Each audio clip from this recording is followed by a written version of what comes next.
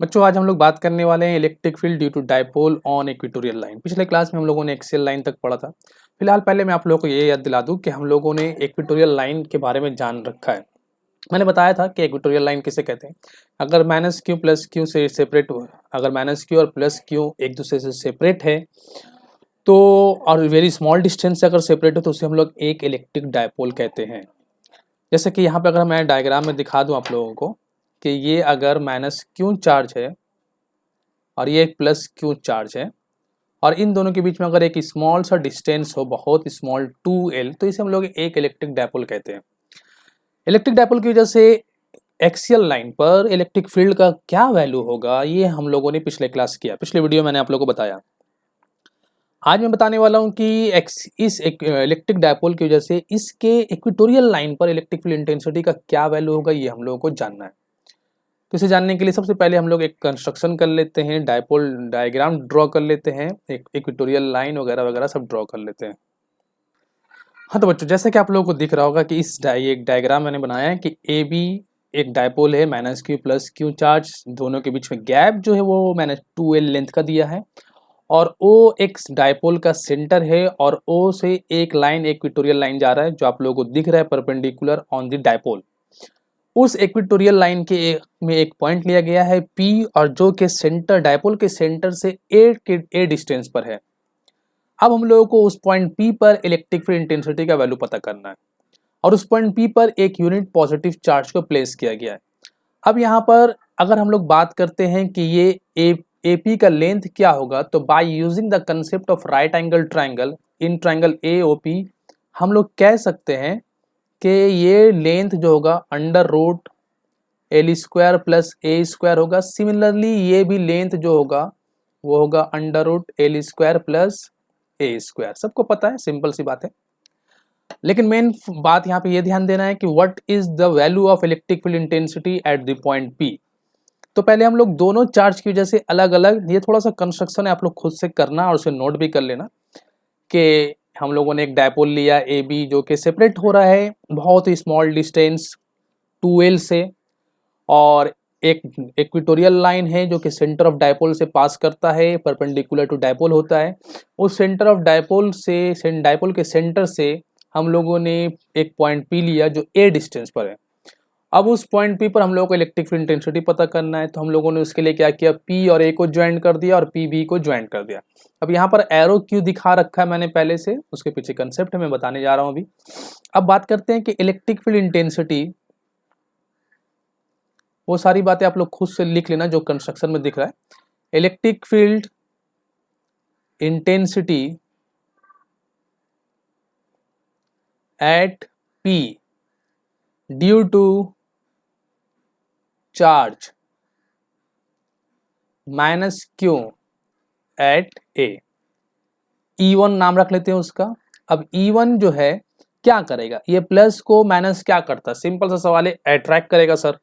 ठीक है, अट्रैक्ट करेगा तो इसे लिख लेते हैं 1/4 pi epsilon naught q by r square, मतलब AP का स्क्वायर। तो AP का स्क्वायर क्या होगा, root over L square plus A square का स्क्वायर करना पड़ेगा, तो स्क्वायर और रूट कैंसिल हो जाएगा, बचेगा L square plus A square.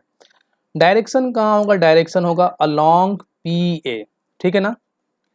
इसी तरीके से बात करते हैं electric field intensity due to, नहीं, electric field intensity at P due to plus Q charge eight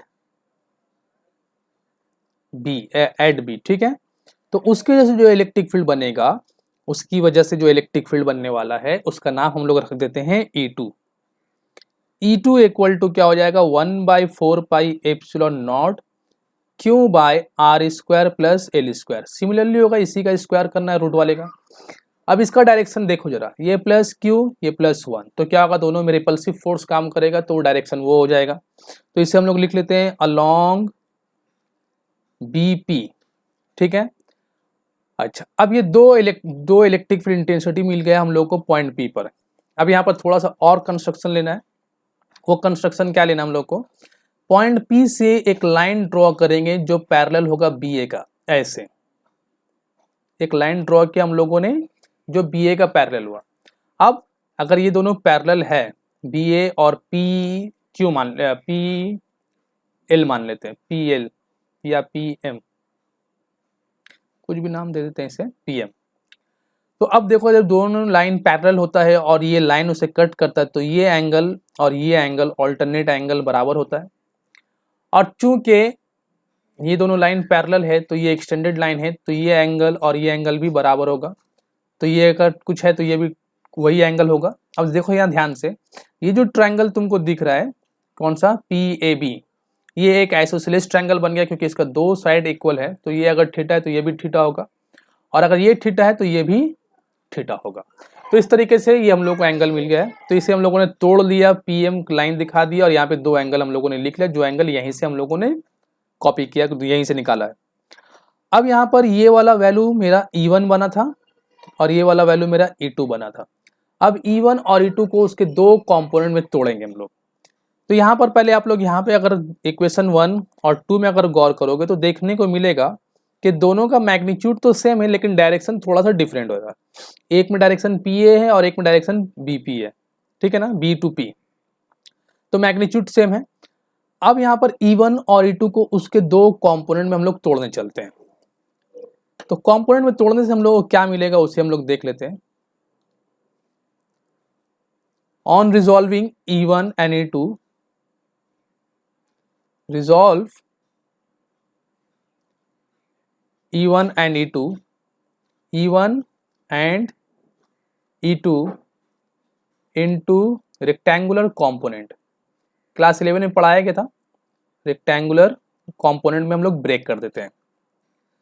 break कर देने से क्या होगा, तो ध्यान से देखना है क्या होने वाला है। देखो जब E1 को हम लोग ब्रेक करेंगे तो E1 का एक कंपोनेंट ये बनेगा और दूसरा कंपोनेंट ये बनेगा, क्योंकि हम लोगों ने रेक्टेंगुलर कंपोनेंट के ऊपर बात किया कि हम लोग रेक्टेंगुलर कंपोनेंट करने जा रहे हैं। तो एक कंपोनेंट ये होगा और एक कंपोनेंट ये होगा। ये जो पार्ट होगा यहाँ पर थीटा है तो ये बनेगा E1 cos थीटा, ठीक है, ये क्या बन जाएगा E1 cos थीटा, और ये क्या हो जाएगा E1 sin थीटा। सिमिलरली अगर E2 को देखो तो E2 का ये वाला एंगल थीटा है तो यहाँ पर तुमको मिल जाएगा E2 cos थीटा और यहाँ पर मिल जाएगा E2 sin थीटा, ठीक है। तो यहाँ पर E1 cos theta, E2 cos theta, E1 sin theta और E2 sin थीटा, चार कंपोनेंट हम लोगों ने तोड़ लिए। After resolving we observe, after resolving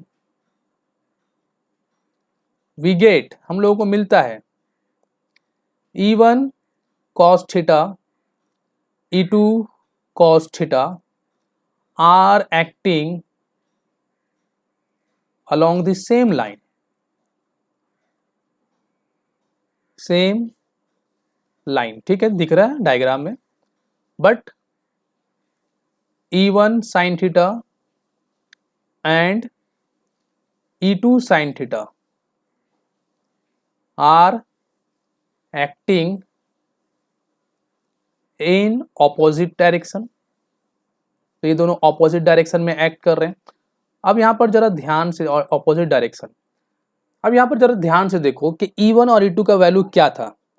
E1 का जो मैग्नीट्यूड था वही मैग्नीट्यूड E2 का भी था, क्योंकि हम लोगों ने यहाँ पे लिख रखा है, देख लो जरा सा, E1 1/4 pi epsilon naught Q by L square plus A square.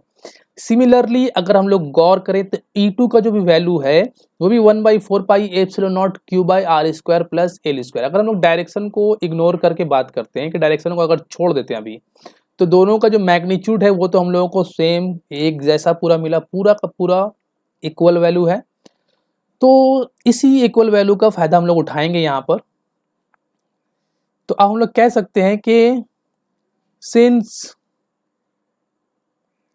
E1 equal to E2 in magnitude, magnitude में दोनों बराबर है, दिखा हम लोगों ने लिखा भी है। देयरफॉर अगर हम लोग दोनों को में साइन थीटा मल्टीप्लाई कर देते हैं तो E1 sine theta equal to E2 sine theta हो जाएगा। But since they are opposite, since they are acting in opposite direction,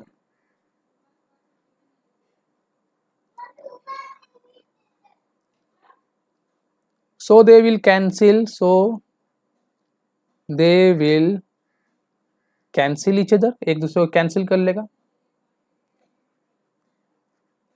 ठीक है ना, क्योंकि E1 साइन थीटा और E2 साइन थीटा का जो मैग्नीट्यूड है वो तो इक्वल है, क्योंकि E1 और E2 जब बराबर है तो E1 साइन थीटा, एक ही साइन से दोनों तरफ मल्टीप्लाई करें तो E1 साइन थीटा और E2 साइन थीटा के बराबर हो जाएगा। अब वो दोनों चूंकि ऑपोजिट डायरेक्शन में एक्ट कर रहे हैं इसलिए उन दोनों का जो नेट वैल्यू आएगा वो 0 हो जाएगा। तो ये E1 साइन थीटा, ये भाई E2 साइन थीटा और ये E1 साइन थीटा एक दूसरे को कैंसिल कर लिया, बचा कौन, E1 का कॉस थीटा और E2 कॉस थीटा। इसके बारे में थोड़ा सा नोट करते हैं। बट E1 कॉस थीटा वो भी इक्वल होगा E2 कॉस थीटा, क्योंकि E1 और E2 जब बराबर है तो E1 cos theta equal to E2 cos theta बराबर होगा, ठीक है, एक्टिंग अलोंग सेम डायरेक्शन, एक ही डायरेक्शन में वो लोग एक्ट कर रहे थे। Therefore net electric field E equal to क्या होगा, E1 cos theta plus E2 cos theta. तो इसे हम लोग 2E का नाम देते हैं, 2E कॉस थीटा, मतलब हम लोगों ने E1 और E2 को E का नाम दे दिया। चलो यहाँ पर मान लेते हैं कि E है, E1 cos E1 equal to E2 है तो उसका नाम रख दिया E। तो नेट इलेक्ट्रिक फील्ड जो हम लोग को मिला E वो क्या हुआ, 2E कॉस थीटा। अब इसमें और भी काम करना है, पहले यहाँ पे देख लो, ये हो गया हम लोग का net electric field 2E cos theta, इसे नेट का नाम देते हैं, net E net equal to 2E cos theta हो गया। अब यहाँ पर करना क्या है, अब यहाँ पर E का वैल्यू पुट करना हम लोगों को। E मतलब या तो आप E1 बोलो या तो फिर आप E2 भी बोल सकते हो, आपकी मर्जी। तो अब यहाँ पर हम लोग इसका वैल्यू लिख लेते हैं। 2E1 का वैल्यू हम लोग लिखते हैं 1/4 pi epsilon naught Q by r square plus L square, यही लिखा हुआ था E1 या फिर E2 भी कह सकते हैं। कॉस थीटा का वैल्यू हम लोग इस ट्रायंगल के डायग्राम से निकालेंगे। कॉस थीटा अगर हम लोग ट्रायंगल में बात करें, यहाँ पे दो ट्रायंगल, दो राइट एंगल ट्रायंगल दिख रहा है, तो कॉस थीटा क्या होता है, बेस बाय हाइपोटेन्यूज होता है, तो L by under root L square plus A square ले सकते हैं हम लोग। तो यहाँ पर वही काम कर लेते हैं, base L by under root r square plus L square. अब ऊपर में अगर हम लोग गौर से देखते हैं तो वो बन जाएगा 2QL और नीचे बन जाएगा 4 pi epsilon naught r square plus L square का पावर में 3/2, ठीक। बच्चों 2QL ये एक्चुअल में डायपोल मोमेंट है, ठीक है। तो ई नेट जो बनेगा हम लोग का, यहाँ पे लिखते हैं ई नेट इक्वल टू क्या हो जाएगा, P/4 पाई एप्सिलॉन नॉट, और यहाँ पर हम लोग लिखते हैं r square plus L square का पावर में 3/2। इफ, अच्छा ये R कहाँ से आया, मेरे ख्याल से A था ना, L square plus A square था, ये गलती से R लिखा गया यहाँ पर, इसे A कर लेते हैं, ये A होगा, ये भी A होगा, ये भी A होगा। अच्छा A क्या था, डिस्टेंस ऑफ पॉइंट X या point P from centre of dipole, वो A था। अगर मान लो कि A बहुत बड़ा हुआ L से, then L square can be ignored, then we can ignore L square, हम लोग L square को इग्नोर कर सकते हैं। अगर L square को इग्नोर करते हैं तो क्या बचेगा, E net equal to 1/4 pi epsilon naught P by r square का पावर 3/2, तो स्क्वायर और 2 कैंसिल हो जाएगा, बचेगा R³, ठीक है। अब ये ई नेट का डायरेक्शन क्या होगा, जैसे कि हम लोगों ने डायग्राम में देखा है कि ई नेट का डायरेक्शन क्या था, क्योंकि ई नेट बना था किससे, कॉस थीटा से, और कॉस थीटा, दोनों कॉस थीटा का डायरेक्शन यहाँ पर है, ठीक। तो ये जो डायरेक्शन है एक्चुअली डायपोल का जो डायरेक्शन होता है, डायपोल वो चलता है -q से +q, ये होता है डायपोल मोमेंट का डायरेक्शन, ठीक। और हम लोगों के पास जो इलेक्ट्रिक फील्ड इंटेंसिटी अभी भी निकला नेट, उसका डायरेक्शन क्या है, ये, तो दोनों जस्ट ऑपोजिट हो गया। तो हम लोग बोल सकते हैं इलेक्ट्रिक फील्ड के बारे में, बोल सकते हैं from B to A, dipole moment चलता है A to B, लेकिन अब यहाँ पर इक्वेटोरियल लाइन पर जो नेट इलेक्ट्रिक फील्ड मिला उसका डायरेक्शन क्या हो गया, ऑपोजिट। तो यहाँ पर हम लोग ऐसा लिख सकते हैं, opposite to direction of dipole, या फिर हम लोग ये कर सकते हैं कि B2A भी लिख सकते हैं। तो यहाँ पर B2A लिख लेते हैं, अलोंग BA, या opposite to direction of dipole भी बोल सकते हैं।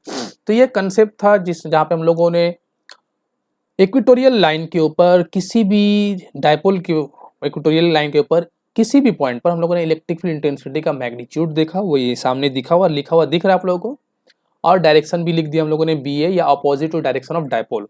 यहाँ ऐसे भी लिख सकते हैं, opposite to direction of dipole.